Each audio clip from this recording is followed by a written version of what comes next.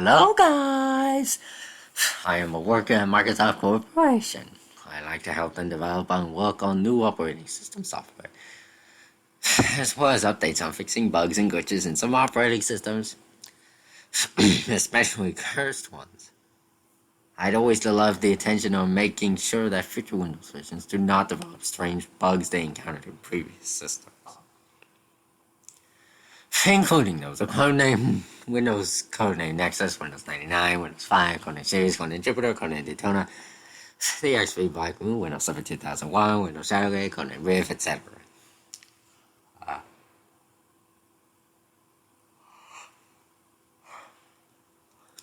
I'm kind of a big fan of the Walt Disney Company.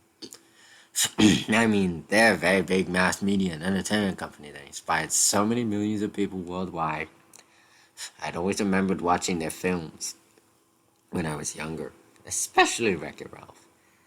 My favorite movie from Disney that I remember watching from my childhood days. It was such a great movie, like always, as with some of Disney's other movies that I saw. It has been over 100 years since Disney was founded, all the way back in 1923, which was such a long time ago. They'll always remember about that day when they were founded back then. But what I'm here to tell you about is something weird that was happening to me recently. An operating system much worse than you would expect. Let me tell you the full story of what just happened to me recently. Once upon a time, it all started in the late 1990s, when Microsoft and the Walt Disney Company both signed an agreement to collaborate on creating an operating system that would eventually become the most successful and powerfully advanced operating system that the entire world has ever before seen. It was called the Microsoft Windows Disney Operating System, or the Windows Disney OS, or simply the Disney OS. It was an operating system focusing specifically on Disney-themed content, but with Windows elements in them. Since 1997, the team of software developers have been working so hard to create this operating system, creating, testing, and finalizing the operating system and its beta builds, hoping that everything should go well about it and its eventual impact on the technological industry. However, as the release date drew closer than ever before, and approached nearer and closer, the team began to report strange occurrences at the corridors of the Microsoft offices while testing the Disney OS. There were mysterious bugs and glitches that they couldn't explain at all. Some examples of bugs that the team reported was that files would randomly disappear, screens would flicker, computers would often freeze, and strange whispers were heard coming from the speakers, like as if the computers were talking to them. And despite their best efforts, unfortunately, the team was not able to successfully fix the unexplained bugs before the designated release date approached. Thus, the Disney OS was therefore released in mid-2000, with the bugs remaining unpatched. This is when things started getting weird. It was just a few days after the release date happened that users began to report strange occurrences while using the Disney OS. Here are some of the bugs and glitches they saw. Some users said that while using the computer, files and desktop icons would randomly move around on their own, sometimes making it hard to stop them. Even at sometimes, they would often disappear before reappearing in the most unexpected and unusual possible places. Others said that the computers would randomly turn on or off by themselves, even with no input from the user, and even during the middle of the night while they were sleeping. Others claimed that they heard strange whispers coming from the computer speakers, even if the computer was turned off, but they couldn't make out what was being said. Others also said that their computer screens would occasionally flicker or brighten, often showing gibberish cryptic messages, while some users claimed that programs would run on their own and menus would open up by themselves. They also said that their computer screens would often freeze or even crash altogether, showing either blue or red screens at death.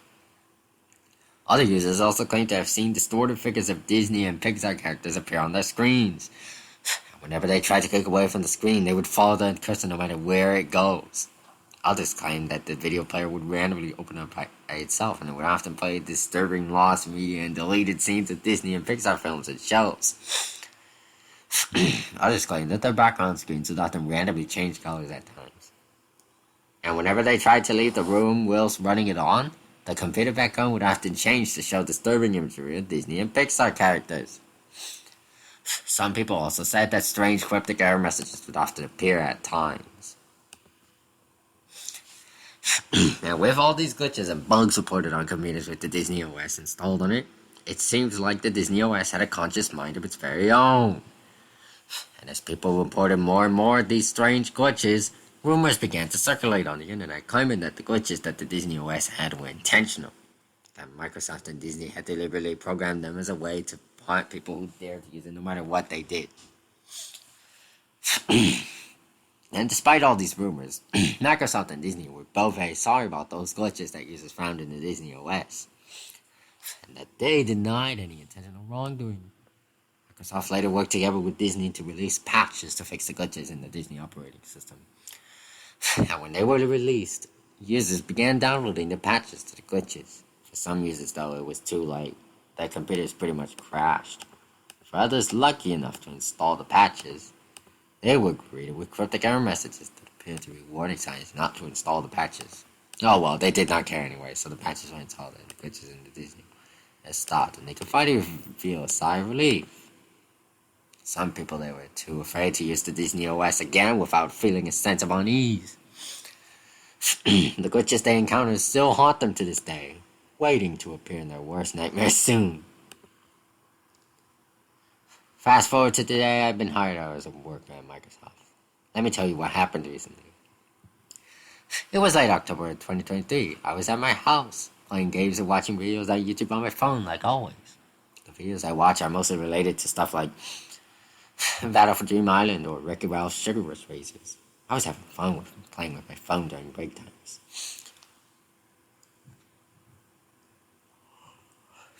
It was not until then when suddenly I received a phone call from my friend Kevin, who had just installed the Disney OS on his computer.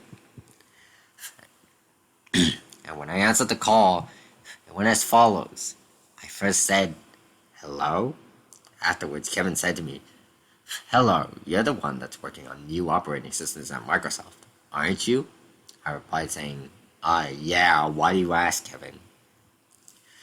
Kevin then proceeded to say, "I don't know, I just wanted to tell you that I was downloading the first publicly released version of the Windows Disney operating system and I had encountered numerous problems on my computer."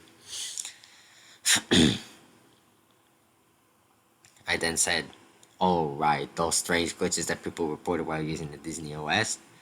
I remember that, what is it you're telling me?" And then Kevin said, "I'm receiving some strange whispers coming from the speakers, files disappearing and reappearing in unusual spots, screens flickering and cryptic messages being displayed from my computer." "What kind of messages?" "The messages are gibberish. They look like random symbols and letters from different languages or writing systems. Like as if someone mashed their computer. They really seem to be intentional." And so, my curiosity was piqued by the messages that Kevin received on his computer. For me, though, I had furrowed my brow. The thought of deliberately constructed gibberish messages on a computer was unsettling.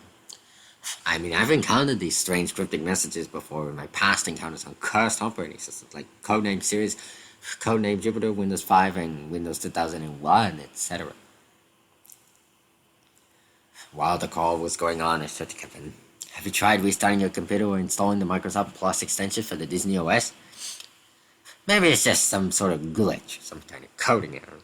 And Kevin said, "I've tried doing everything, rebooting, running, diagnostics, scanning for viruses, etc., but nothing worked." The glitches intensified and the messages became more coherent, like they're trying to convey something.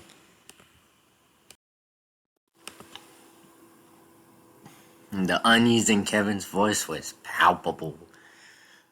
My mind also raced hard, considering various possibilities. Perhaps maybe it was a prank, or maybe some bizarre form of malware was causing the issue. Regardless, his instincts told me that this was far from a typical tech support call. So I said to Kevin, "Okay, I'm intrigued. Can you you give me remote access to your computer tomorrow when you leave to your vacation to Maryland? I'll take a look at it myself. Heaven replied to me, saying, I appreciate it, but there's something else you should know. Sometimes late at night, I see my background flickering to show faint and disturbing images involving Disney characters. They're like glimpses into a distorted world. After processing Kevin's words, shivers were being sent down my spine over what Kevin said so much. I had to question him, saying, I don't understand. Those disturbing images that people reported years ago? What did they look like? Kevin said, They are hard to describe, but they seem to resemble distorted images of Disney characters, sometimes with blood shown on them. Strange symbols also often tended to appear, as with surreal landscapes. I mean, they're fleeting, like they're there one moment and gone to the next. As Kevin described the disturbing imagery, my mind was thinking about the tales of Windows Codename Jupiter and Windows Codename series, the software horrors that captured the imaginations of online tech communities in the early 2000s. I was questioning myself in my own head. Could it be possible that the Disney OS was a living, breathing entity with a mind of its very own and was about to join their ranks of cursed Windows versions?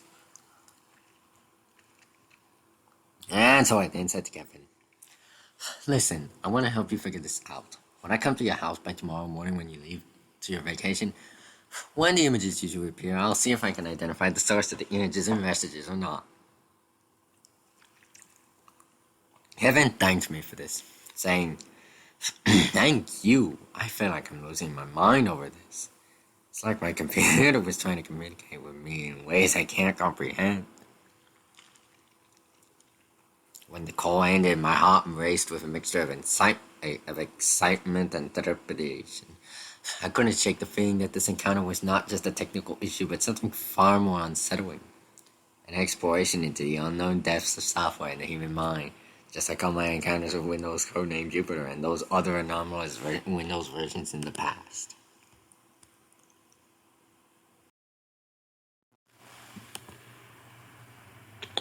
And so,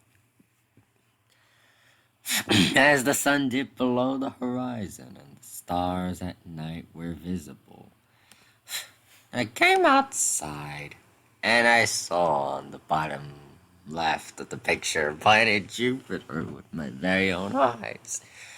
That Jupiter is that big bright planet in the sky. It was the namesake used for the code name Jupiter that Microsoft used for that mysterious Eldritch operating system, Windows codename Jupiter. I also saw in the top right of the picture the bright moon right now, and when this photograph was taken, it was in its waxing gibbous phase. A bright moon that casted shadows behind me. However, after that I brushed my teeth, and then afterwards I went to bed.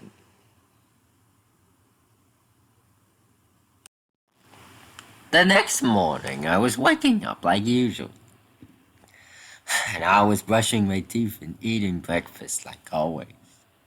Then afterwards I decided to go to my car and I decided to drive to Kevin's house just to investigate what was happening on Kevin's computer as my days turned into nights. And as I delved deeper into the mysteries of Kevin's computer with the Disney operating system installed on it, the weight of anticipation hung heavy in the air as I prepared to investigate what was really going on in Kevin's computer, hoping to unveil the truth behind the gibberish messages and the flickering images.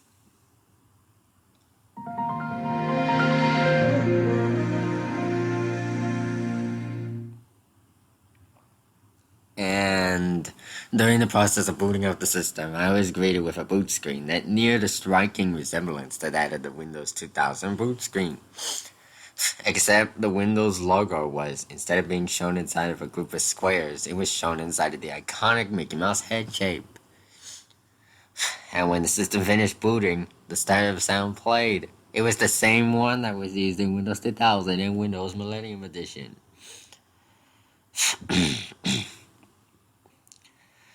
And at first I was greeted with a user interface similar to that of the one used in Windows 2000. Even the icons were the same ones, which was released to the public around the same year as the release of the Disney OS. Eventually I began to realize that there were strange glitches. Yes, the same ones that people reported back in the Disney OS's early days.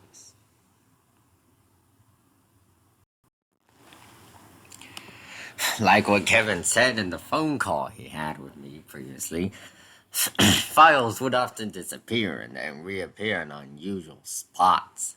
Sometimes the screen would flicker and disturbing imagery would often show. Sometimes cryptic error messages also appeared, and I can hear strange whispers emanating from the computer's speakers, like as if the computer was talking to me, though I couldn't make out what was being said. At first I was surprised as to what was going on. This reminds me of my past experience on Windows Codename Jupiter after that. But then I remembered seeing a commercial at the Disney OS from years ago. A promotional spot for the ill-fated Windows Disney operating system. The ad had featured none other than Steve Ballmer, Microsoft's enthusiastic CEO at the time, touting the software's revolutionary features and user-friendly interface. It was a glimpse into the past, a time when the promise of technology seemed boundless.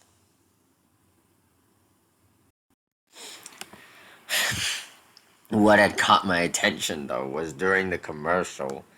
There was the brief appearance of, to the right of the screen, a poorly drawn animated girl, the centerpiece of the ad.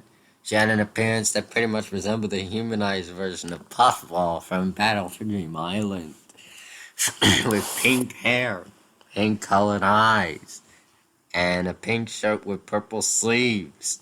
She seemed to wear gray pants, and appears to be sitting on top of a pink cloud. She has a certain uncanny quality. Her movements were very fluid, yet slightly off kilter, as if she existed in a realm between reality and the digital world. The animation style, though, was very unmistakable.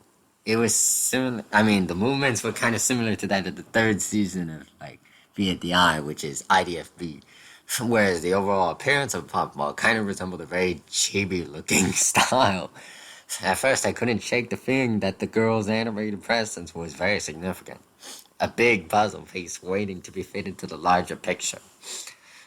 Her animated visage was provided by a then 3-year-old voice actor of Puffball, Michael Huang. A detail that had initially seemed unimportant, but it now carried a weight of its own. Not only that, but she has a voice that pretty much sounded exactly like Puffball's in BFDI. As the time continued going on, I initiated the remote connection with Kevin's computer. The screen flickered and a window opened, displaying a live feed of Kevin's own monitor. At first, the phone call between me and Kevin was going on again. And Kevin's voice trembled with a mixture of apprehension and anticipation as the whole footage unfolded on the screen of the Disney OS computer. That Kevin said to me, "I can see the screen, Benji, but I'm telling you, these messages and images, they're unlike anything I've seen before." Yeah, if you're wondering, Benji is pretty much a nickname my friends often give to me. But then I replied to him saying, "Don't worry, we'll get to the bottom of this. Let's see if we can capture one of these images as they appear." As the minutes turned into hours, my eyes remained fixed on the screen. Suddenly, a strange pattern of symbols began to materialize, forming a coherent shape that seemed to shift and warp on its own. It was the kind of pattern that defied explanation. Its intricacies beyond the grasp of human understanding. And so Kevin reacted to this and told me, "Benji, do you see that? It's happening again." And then I said to him, "I see it. Hold on. Let me see if I can try to capture this footage." And so then I grabbed the snip and sketch tool and then I quickly snapped a screenshot of the enigmatic pattern. My heart was racing by this point. I had finally managed to capture a piece of the puzzle, a glimpse into the strange anomalies that had haunted Kevin's computer while having the Disney OS installed on it. As I stared at my own eyes at the screenshot very closely, I couldn't help but wonder, what did it mean? Was there a connection to the commercial, the animated girl, and the unsettling images that flickered across Kevin's screen? My mind swirled with questions, my determination to unravel the truth growing stronger with each passing moment.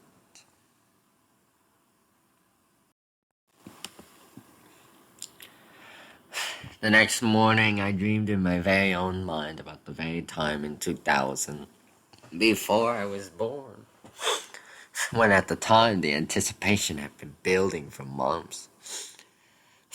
With tech enthusiasts and ordinary users alike eager to experience the latest evolution of computing with the Disney operating system. As the release of the Disney OS unfolded long ago, the software came in sleek, futuristic packaging, adorned with the Windows logo that had become synonymous with technological progress at the time.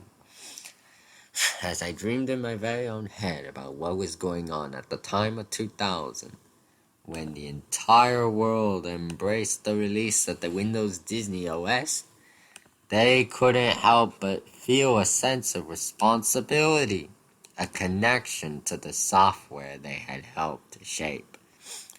The memories of the early morning remote connection, the cryptic messages, and the unsettling images lingered in my mind at the dream, casting a shadow over the memory of when the Disney OS was released in 2000. As I dreamed in my very own mind, I was dreaming about the software's interface being a blend of familiarity and innovation. Windows opened and closed seamlessly. Applications responded with lightning speed, and the overall user experience of the Disney-themed operating system was unlike anything that had come before.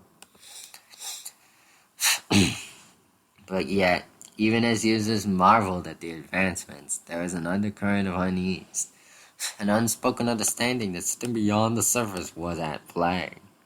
As the dream continued in my mind at what was going on, reports of strange occurrences began to surface. Users claimed to have experienced unexplained crashes, sudden freezes, and glitches that defied conventional troubleshooting. Whatever I dreamed of in my mind was in the far past. That was long ago, in the year 2000, just 7 years before I was born in the first place.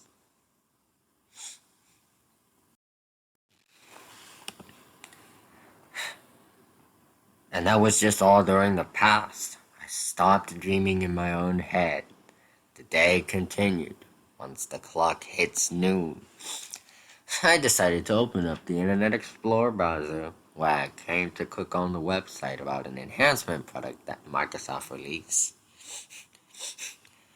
Microsoft Plus for the Disney OS. The operating and system enhancement product that would bring enhanced graphics, movie files of Disney movies, channels, TV shows, video games, and a big assortment of screensavers, games, themes, programs, or whatever.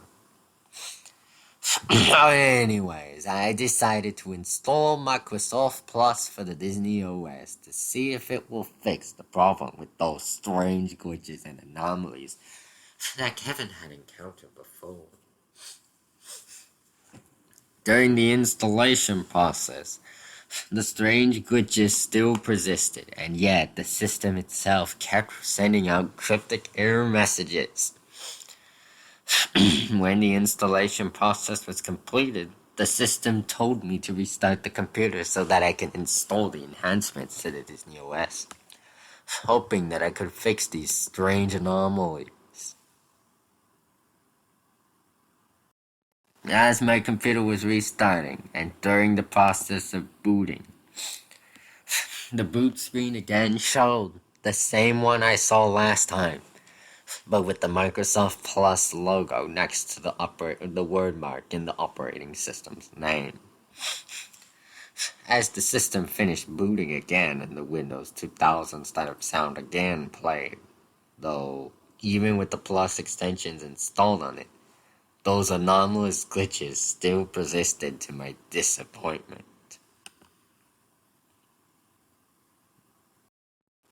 The Plus enhancements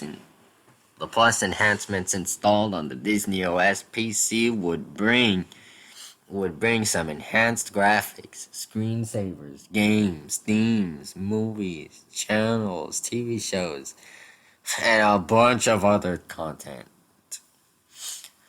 However, as I delved deeper into the code that was behind the Windows Disney OS, I started to encounter something that sent a chill down my spine. It was corrupted files. I mean, seriously, corrupted files that the Plus enhancements had installed mysteriously. These files, buried deep within the system, held the names of seemingly innocent software titles. Mickey Mouse's Clubhouse and Handyman's Workshop, for example. It was as if the software had ingested the essence of these programs and twisted them into something ominous. As I dared to explore into the two files, my fingers trembled as I tried to examine the two corrupted files. I couldn't ignore the creeping feeling that the innocence of these children's programs had been warped into something darker. Something that resonated with the unsettling occurrences that users had been reporting from long ago. Curiosity then battled with apprehension as I opened the very first of the corrupted files, Mickey Mouse's Clubhouse, and I was greeted with a horrifying childhood-ruining experience once I opened the file. I mean, I'll tell you, the once cheerful-looking characters now appeared very contorted and distorted, turned pitch black with bright white eyes. The program's features were warped into an unsettling, uncanny valley. The familiar background of the idyllic clubhouse had given way to a twisted, nightmarish landscape. A world that seemed to mock the whimsical innocence of its source material. As I navigated through the corrupted software, I discovered snippets of dialogue that sent shivers down my very own spine. Words that seemed to convey malevolent intent, just hidden beneath a veneer of children's voices. It was as if the very essence of the software had pretty much been twisted into a mockery of its own original purpose. And then there was the latter file, Handyman's Workshop. The corrupted version of the software was a far cry from the once vibrant, cheerful world that had delighted children's minds. That included my very own eyes. Yet again, I was greeted with another experience that pretty much ruined my childhood. I mean, I'll tell you in a second.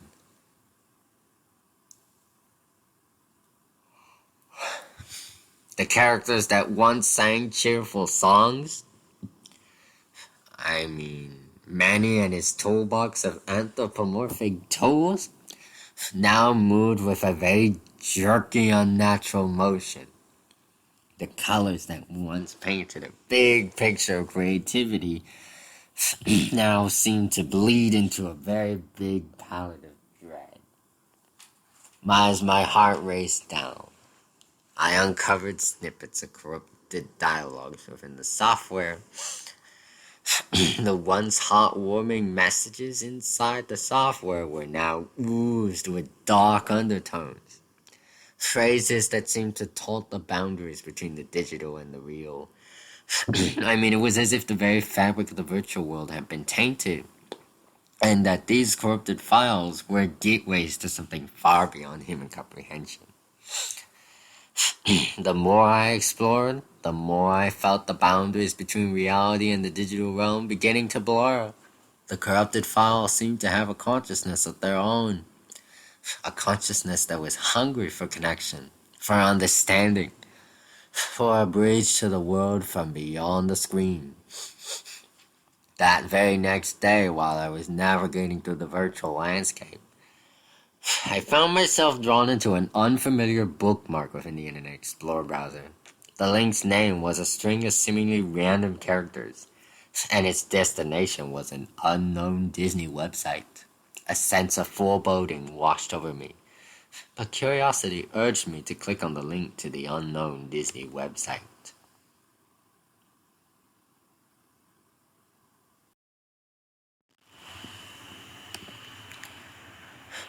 As the website loaded slowly, its design a chaotic collage of distorted images and garbled text. As I scrolled down the page, I felt a shiver crawling down my spine as to what I saw. The background was a shade of dark green, and there were two distorted figures. Once recognizable as the characters Garfield and Bonzi Buddy. They both now appeared grotesque and twisted, with pitch-black eyes. The once cheerful Mickey Mouse's features were contorted as if they were warped by some otherworldly force. What had caught my attention though was at the very bottom of the page, a single image flickered and glitched like an artifact from a corrupted digital world. As I stared at it, I soon realized that the distorted figure was like none other than Mickey Mouse. The once cheerful, iconic mouse character. Except he looked very distorted and berserk. He was all totally pitch black and he had bright white glowing eyes. My heart raced down even more as I continued to scroll down the page. The distorted figure seemed to come to life, its features flickering and shifting in an eerie dance of pixels. The distorted Mickey Mouse figure was just standing to the right of the distorted Garfield figure and to the left of the distorted Bonzi figure. If you're wondering, these three figures are the same ones I encountered on my past experience of using Windows Codename series. The three figures were looking at me directly in the eyes, and then the impossible happened. The three distorted figures' mouths moved, and I could almost hear the words forming. They said, Benjamin. Which is surprisingly my real name. I was shocked as to how they actually said and know my real name. Not only that, but their voice was slightly distorted, a cacophony of digital noise that somehow coalesced into a semblance of speech. My breath caught in my throat as I stared at the figures, my mind struggling to comprehend the impossible. You have come so far, Benjamin. We know where you are. We can see you sitting over there in that chair now. Their voices sounded as if they were emanating from a realm far beyond the screen. As if the very fabric of the digital world had become a conduit for something beyond human understanding. We have been watching, waiting, tracing your footsteps. I was so shocked about this that my fingers trembled so much as I reached the mouse. My instincts urging me to close the browser, to shut out the impossible voices that seemed to bridge the gap between the real and the digital. But they didn't stop there. They said, We are coming for you. And after that, they said, Sure, you may seek answers to guide you to places you can run towards. But beware, For the answers you can seek may guide you to places where you cannot return back from at all. The three distorted figures' words echoed in my mind. A warning that resonated with primal fear. I felt as if the digital realm itself was speaking to me. As if the very code that held the Disney OS software together had become sentient, an entity seeking to communicate with me. With a racing heart, I desperately managed to successfully close the browser down. The image of the three distorted figures of Mickey, Garfield, and Bonzi fading into the recesses of my memory. The encounter had left me shaken, a witness to something that defied all reason and explanation.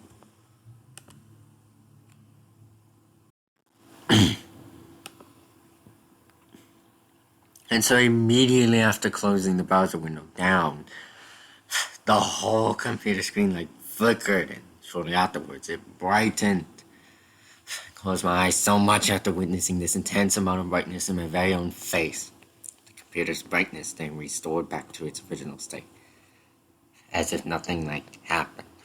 And so as I delved deeper into the enigma of Windows Disney OS, the boundaries between the real world and the digital realm continued to blur. The unsettling encounters with the corrupted files, the unknown Disney website, and the brightening screen had left an inaudible mark on my sight. But the strangeness was far from over. Later that day, once the clock hits noon, I began to navigate to the top on the top right of the screen, where I could get access to channels like Disney Plus, Hulu, and ESPN.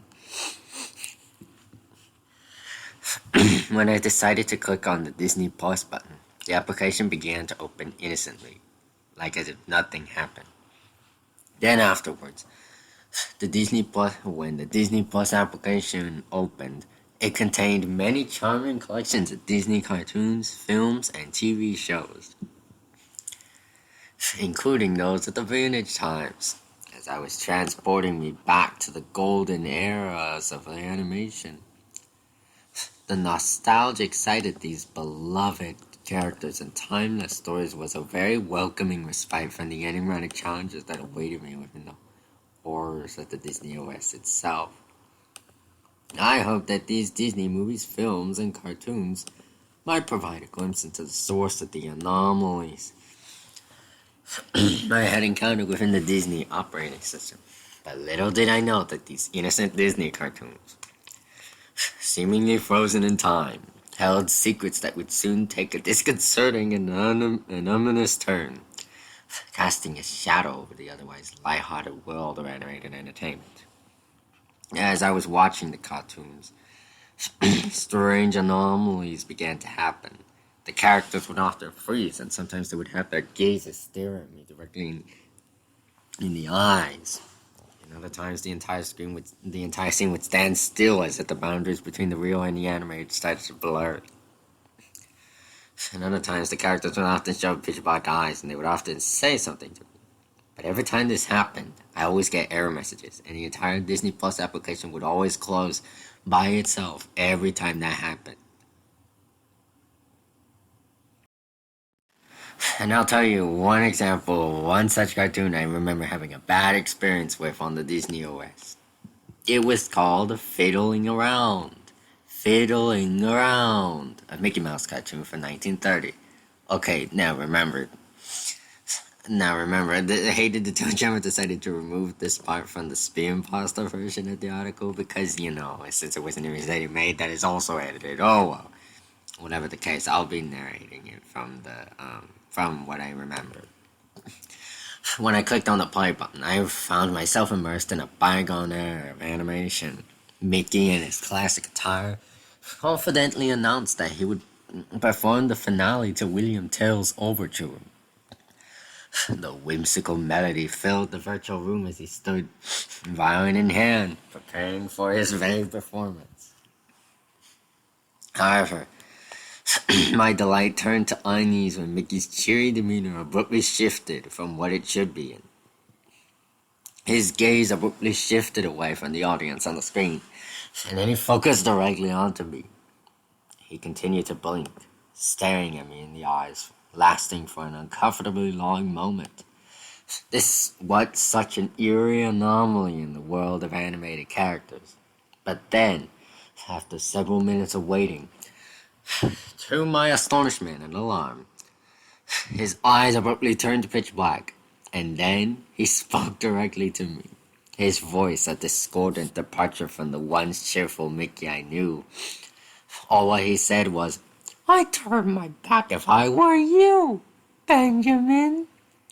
Yeah, he actually said my real name this time, and I was surprised and shocked about it. The screen then suddenly froze before cutting to pitch black. Then afterwards, an error message appeared in the middle of the screen. Before the entire Disney Plus application closed right out in unsettling silence. The cartoon's sudden departure from its lighthearted narrative into this enigmatic void left me with a deep sense of foreboding. As if the boundary between the real and the animated started to blur in a disconcerting way. And so my mind raced with questions as I sat in the dim glow of my monitor. What had I just witnessed? Was the Steamboat Willie Mickey Mouse attempting to communicate with me through the very medium of the video? Huh?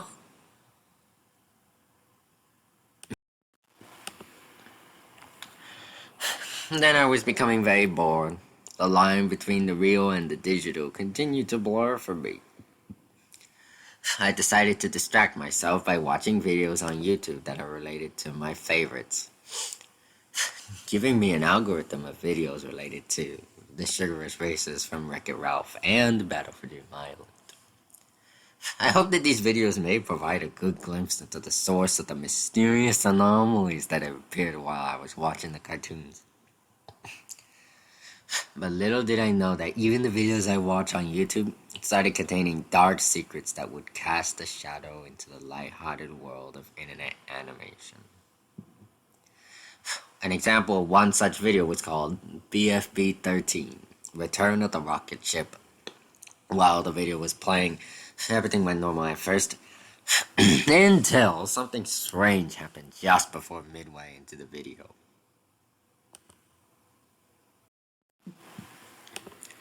During the scene when Pillow was reacting to 4 announcing the contest, saying, "Gosh, that's predictable." 4 then suddenly began to show up in front of Pillow. Where then we see Snowball, Eggy, Teardrop, Remote, Fiery, and Dora looking at him in the foreground. However, 4's eyes were, totally pitch black. As if he was possessed by the operating system itself. As 4 opened his mouth wide open and grabbed Pillow with his tongue, just about to swallow her, cryptic error messages then began to appear all over the screen, while I was desperately trying to close them all. 4 then began to let out a loud, echoey screech as Pillow gets disturbed all over. And instead of it transitioning into the scene where Tree covers his ears, with Tree opening his eyes, saying to 4, "4, I hope you don't swallow." Like in the final video, the screen then abruptly turned to pitch black, and an error message displayed before the whole website closed itself mysteriously. And so I was asking with questions to myself as I sat in the dim glow of my monitor, saying, what did I just witness? What was that all about? Huh? And so then, as I delved deeper into the files of the operating system, I discovered a folder embedded deep within the system's chambers. The folder was called Movies. When I clicked on it, the folder contained video files of the many movies from Disney, Pixar, Marvel, and Star Wars. When I saw this, it was a very welcoming respite from the enigmatic challenges and anomalies that I always keep encountering on the Disney OS. Even containing some of my favorite Disney movies of interest. But there was a dark secret within these movie files that would haunt me for the next few minutes. Little did I know that these innocent movie files held secrets that would soon take a disconcerting and ominous turn, casting a shadow over the otherwise lighthearted world of animated entertainment, and creating the stuff that would often be found in people's worst nightmares ever. And, well, Toy Story was an example of one such movie file, so I clicked on the file and the movie started to play out. Everything was normal at first, until something strange happened.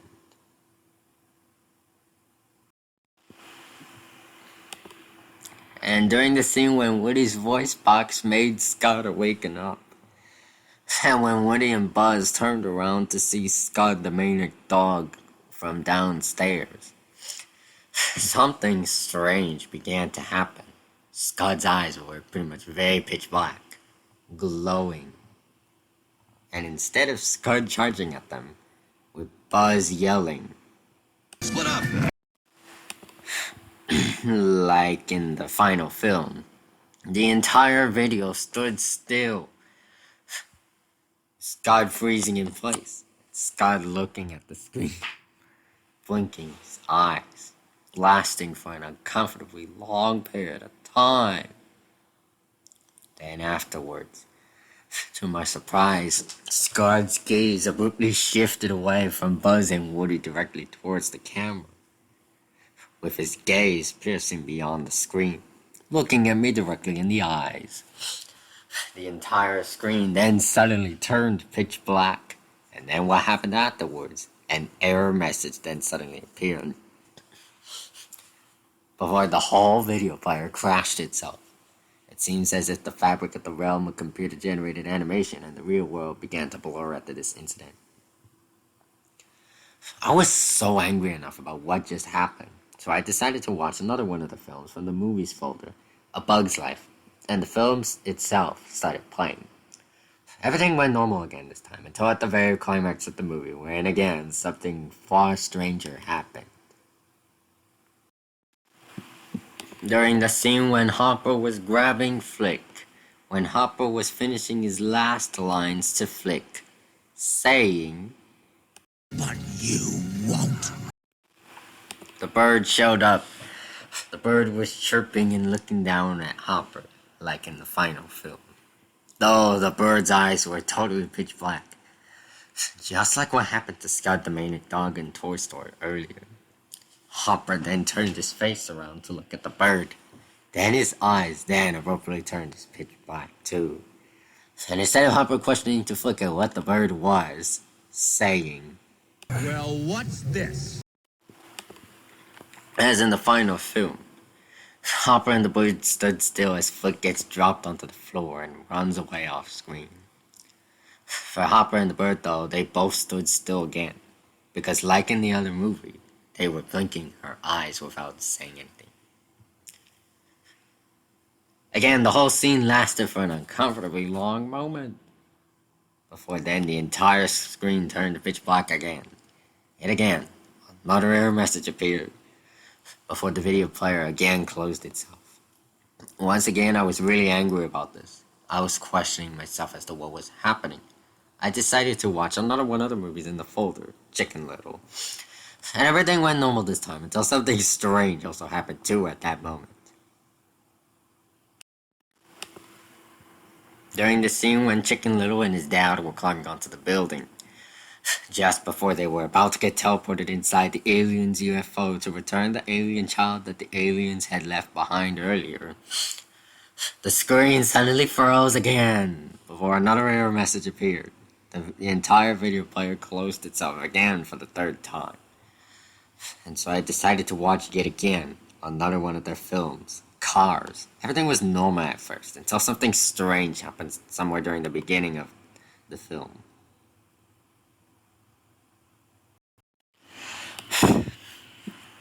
And during the scene when Lightning McQueen breaks himself free from the wires as he was pulling on the statue so much that the statue flew off screen, the camera cuts to McQueen himself, who is breathing heavily.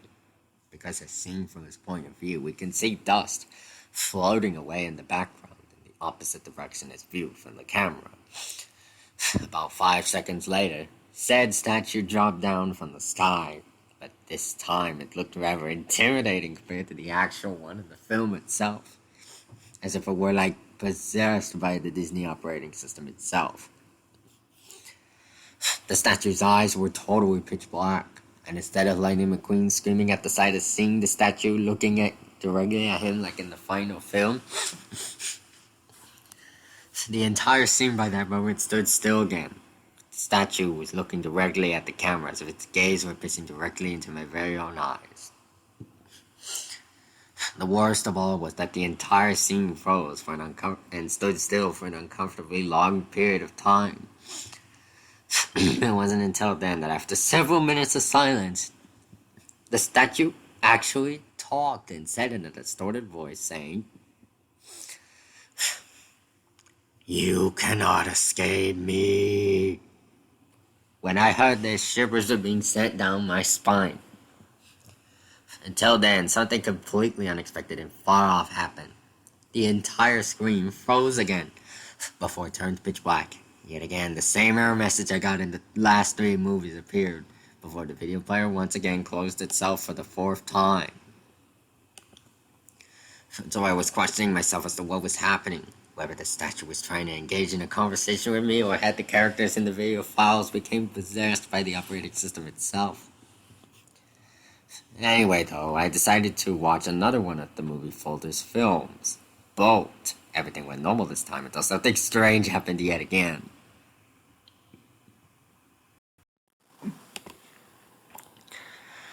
During the scene when Penny was being taken inside of an ambulance truck with a burnt arm, with Bolt, Mittens, and Rhino going along with her, the screen suddenly rolls again. Her message also appeared in the middle of the screen for a little bit as the whole scene itself stood still for about several minutes. Before the scene resumed, the error message read, "Did you really think you could escape me?" And there are 2 buttons on it called yes and no respectively. And clicked on yes, but then an error message showed up and it read, "You thought you could escape me, but you cannot." And clicked on the OK button. When the error message closed, the video resumed playing. And just as the scene ended, as Penny's mom closed the ambulance door shut to prevent the agent from going in, the distorted Mickey Mouse figure from the unknown Disney website appeared. Yes, the same one I encountered on the unknown Disney website. With his white glowing eyes shone, the error message then appeared again before the video player then again closed itself. After questioning as to what was happening with the 5 movies I watched, I decided to watch one last film, Wreck-It Ralph. Everything went normal this time until about midway into the film, when again something strange happened.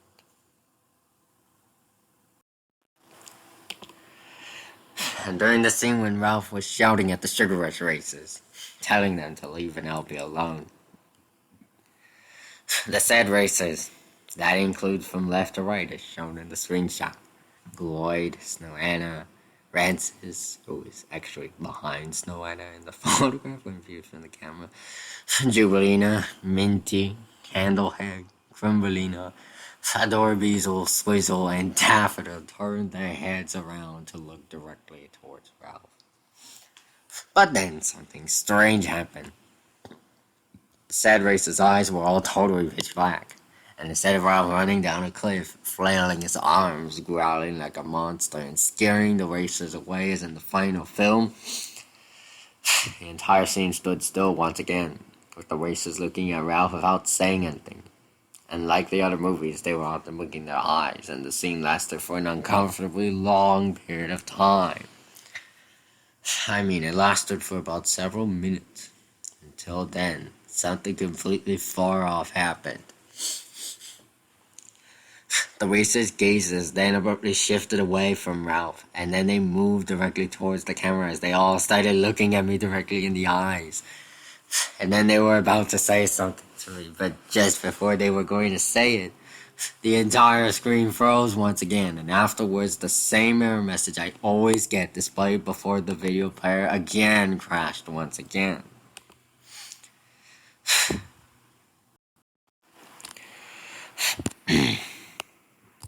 And it pretty much seems like the characters in the video files of the Disney Movies folder had somehow become possessed by the Disney OS. I mean, the room around me though had felt oppressive. The digital world I had once known transformed into a realm of uncertainty and malevolence. The encounters with the distorted figures and the anomalous videos had shattered my sense of reality, leaving me to question the very nature of the software that my friend Kevin was just installing on his computer. And as the clock ticked on, I realized that I was just no longer just a programmer investigating a mystery. I had become entangled in a tapestry of darkness, where the boundaries between reality, digital realms, and the supernatural had eroded, leaving me to navigate a landscape of uncertainty and terror. A few minutes later, my digital journey took me to a file called Disney OS's Chambers, a text document file that randomly appeared on my screen. When I clicked on the file, it opened up a notepad. A cryptic message showed with letters and symbols from different languages and writing systems. As my eyes widened, trying to decode what it means, it became apparent enough that the file actually read, "Did you really think you could?" After closing the file, my fingers trembled. I mean, I was questioning myself as to what was going on with all this happening. The distorted figures, the distorted images, the videos with their unsettling encounters. It was all connected. A tapestry of darkness that stretched across the digital landscape. The very fabric of the digital world had become a realm of darkness. A landscape where the boundaries between reality and the supernatural had eroded beyond recognition. And as I sat in the dim glow of my monitor, I soon realized that I was teetering on the precipice of an abyss. A realm where the unknown and the unknowable converged. The mysteries of the Disney OS had become more than just enigmas to solve. I mean, they were threats to my very own sanity and my very own existence. As the mysteries within the Disney OS continued to unravel, my sense of unease deepened. I mean, the encounters with the corrupted files, the distorted figures, and the unsettling websites had left an indelible mark on my sight. I couldn't shake the feeling that the digital realm was no longer under my control. That I had ventured into a place where the boundaries between reality and the unknown had blurred beyond recognition. One fateful night, after hours of delving into the depths of the software, I decided to restart my computer, hoping that a fresh boot might provide some semblance of normalcy, a respite from the horrors I had uncovered. But as the computer powered on, my heart sank.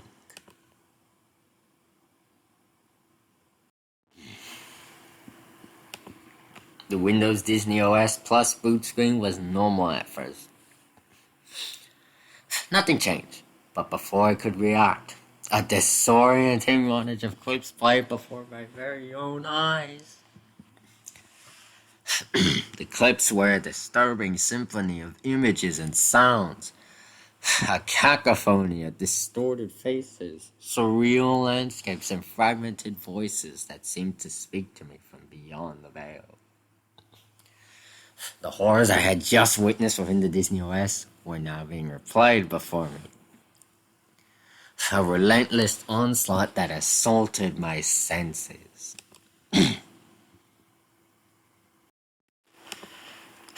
My vision eventually blurred, my mind overwhelmed by the onslaught.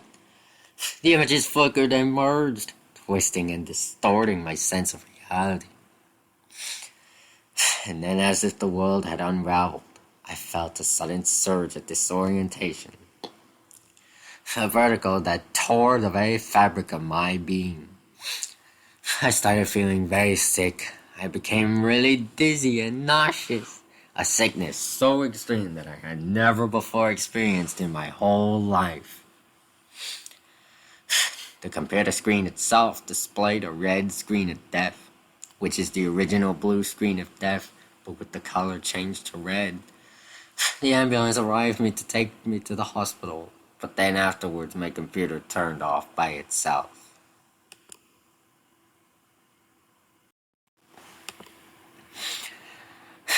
The next thing I knew was that I was laying in a hospital bed, surrounded by the sterile white walls of a clinical room. My head was throbbed, my body ached. I was extremely dizzy and disoriented. I was extremely nauseous. I felt as if I had been torn between two worlds, the digital and the real. Doctors and nurses moved around me, their faces a blur as they worked to stabilize me. I struggled to piece together what had happened, the memories of the terrifying footage and the disturbing montage still haunting my thoughts.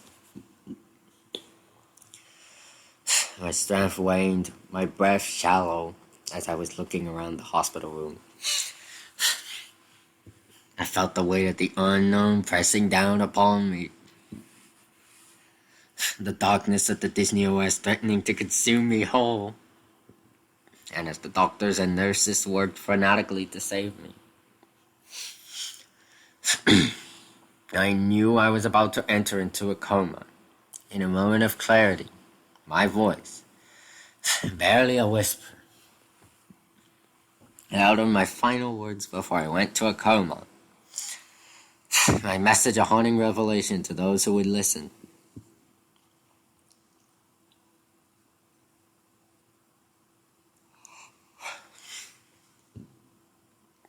The answer lies within the code.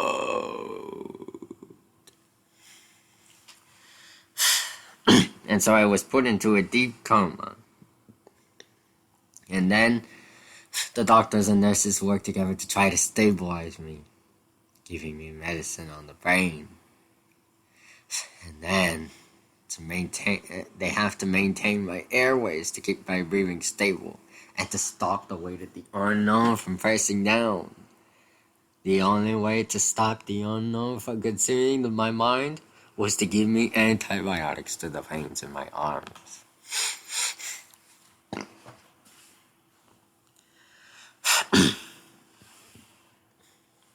The next day, news about my condition had quickly spread across the halls of the Microsoft offices.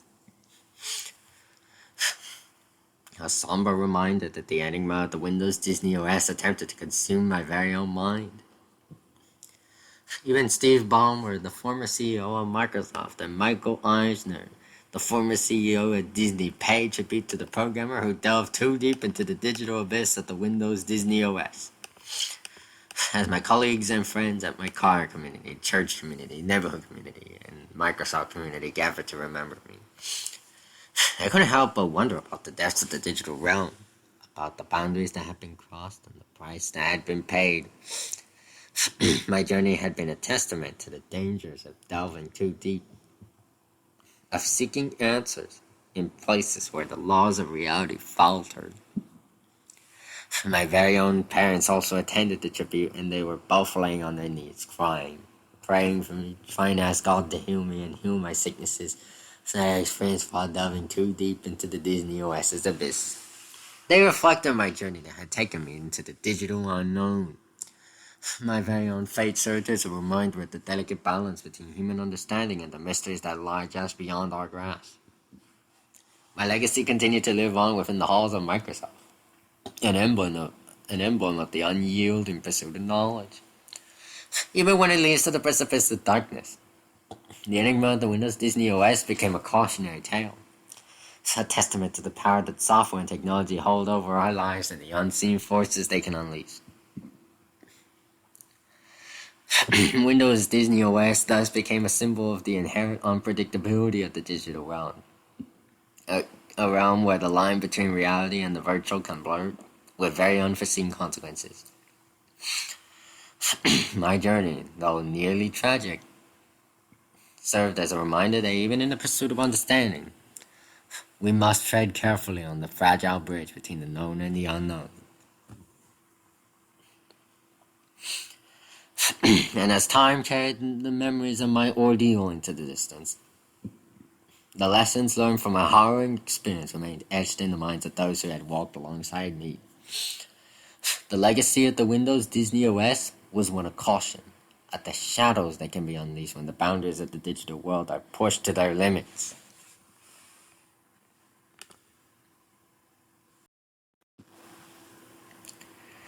Back at the hospital, though, while I was being treated, I started dreaming about something. What appeared in my very own dreams was the same enigmatic pink hair Van Gogh girl that I saw in the Disney OS commercial. The humanized football looking towards a black-haired Black Hawk boy who appeared to be a humanized version of Black Hole from Battle for Dream Island and had purple-colored eyes. And they both started blushing at each other as they looked directly towards, a heart appearing right between them.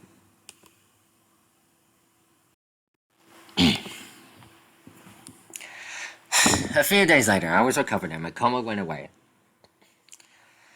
I was finally able to survive the enigma of the Windows Disney OS, which failed to consume my mind. My eyes opened again. I could finally walk out free and good. I feel so much happy now that many people in my choir community, church community, neighborhood community, and even the Microsoft community cheered up happily now that I was finally able to survive. Now my parents were finally relieved at this. One fellow employee at Microsoft told me, the only way to fix the bugs in the Disney OS is to install the required patches to fix them. After hearing this, I had to go back to Kevin's house where I tried to turn on the computer again with the ill-fated Disney OS installed on it.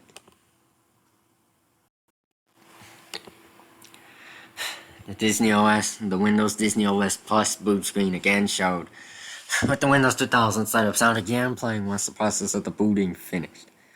And when I came to the Microsoft website, I attempted to install their enhancement product called Microsoft Enhancement Patches for Fixing Bugs in Tamper Windows Operating Systems. However, once the installation process began, something very unsettling began to happen.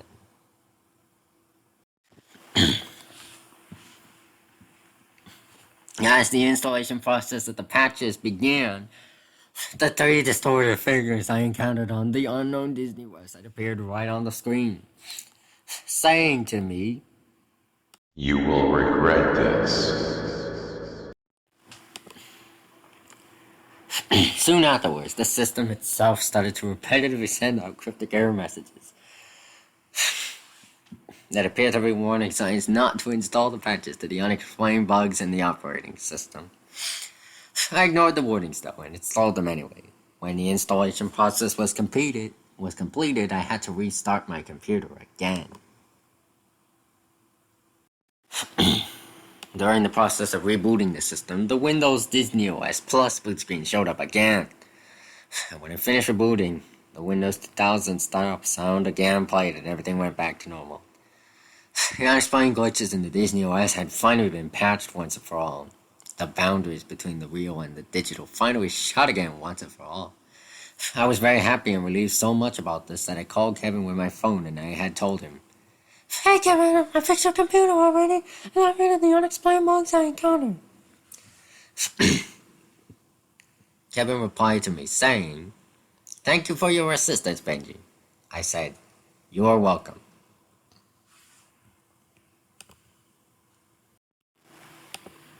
And so I left Kevin's home and drove all the way back home. Kevin came to his house and tried using the computer again. He was very happy that he could finally use the Windows Disney OS PC without worrying about those glitches that blur the boundaries between the real and the digital. He probably wanted to download the Windows Disney OS because he wanted to test some of its capabilities. And everyone was very happy about me surviving the very enigmatic experience of the Windows Disney OS trying to consume me.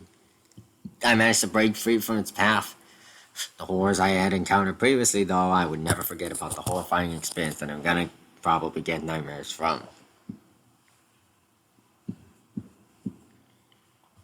To this day, the nightmare of the first publicly released version of the Windows Disney OS continues to haunt some people to this day, waiting to appear in their worst nightmares soon. Microsoft and Disney were both very sorry about this. Microsoft and Disney had both collaborated to release numerous better versions of the Disney OS that would never have the strange bugs that the first publicly released version of the Disney OS experience. As of right now, the tale of Windows Disney OS lived on. A digital campfire story whispered among those who knew the secrets of its haunted code. A tale that would forever remind us that, well, within the labyrinth of ones and zeros, there are mysteries that defy resolution. And within the digital realm, there are truths that remain hidden in plain sight.